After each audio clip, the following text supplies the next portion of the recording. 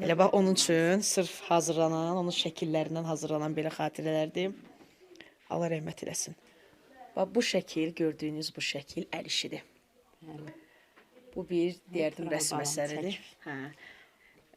Tural Səlimzadə Kəlbəcərlidir. Bəli.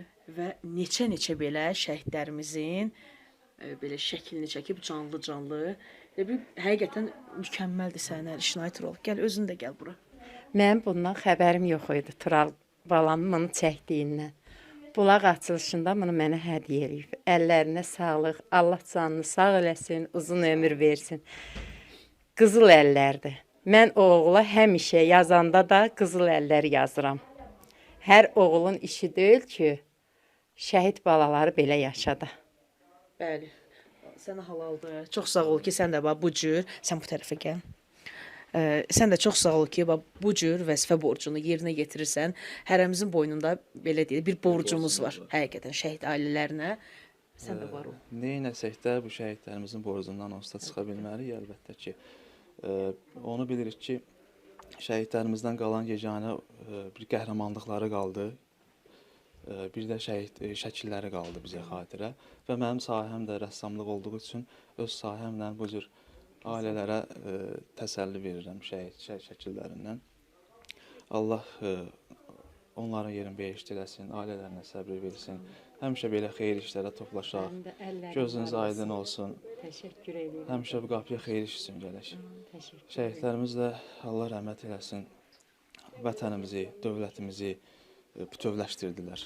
Əbədi olaraq onlar da bir ad qazandı. Təxminən yadındadırmı? Neçə saymısanmı? Neçə dənə şəhidin belə şəklini çəkmisən? Tam olaraq saymamışam, amma 150-dən çox şəkil çəkmişəm hardasa. 35-40 arası rayonlarda olmuşam. Yəni mənim üçün fərqi yoxdur. Yardımlıdan çağırırlar. Qusardan, Sağlıq, Xasımlardan çağırırlar. Azərbaycan hansı bölgəsindən şəhid adı gələn sifarişi yəni geri çevirmirəm. Bu mənim boynumun borcudur və çox şükürlər olsun ki, 5 il ərzində dəyişməz olaraq qaldım.